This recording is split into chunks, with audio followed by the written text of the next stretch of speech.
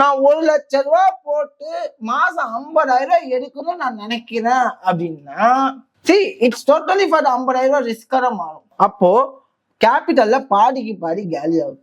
அப்ப காலி ஆகும் போது எமோஷன் கண்டிப்பா அடிவாகும். அப்போ அந்த எமோஷனை நான் கண்ட்ரோல் பண்ணணும் அப்படின்னா நான் பண்ண வேண்டியது என்னுடைய வேல்யூஸ, என்னுடைய அக்செப்டன்ஸை, என்னால எவ்வளவு லாஸை ஏத்துக்க முடியும். சிம்பிள். நான் ஒரு லாஸ் பண்ணிட்டேன் அப்படின்னா அடுத்த ட்ரேட் பண்ண எனக்கு கேபிட்டல் அப்படிங்கிற ஒரு விஷயம் இருக்கணும். அப்போ இந்த லாஸே நான் பண்ணாலும், நல்லா புரிஞ்சுக்கணும், இந்த லாஸே நான் பண்ணாலும் எனக்கு அடுத்த ட்ரேட்ல நான் சக்சஸ் பண்ணலாம்டா, அடுத்த ட்ரேட்ல எனக்கு என்ன பண்ணலாம், சக்சஸ் பண்ணலாம்டா அப்படிங்கிற நம்பிக்கை கொடுக்கறதுக்கு ஒரு கேபிட்டல் வேணும். அப்போ அந்த இடத்துல நான் என்ன பண்ணணும் அப்படின்னா ப்ராப்பரான ரிஸ்க் மேனேஜ்மெண்ட் அண்ட் மணி மேனேஜ்மெண்ட்டை ஃபாலோ பண்ணியும். நீங்க இதை ப்ராப்பரா ஃபாலோ பண்ணலாம் அப்படின்னா எமோஷன்ஸ் கண்டிப்பா பிளே பண்ணும்.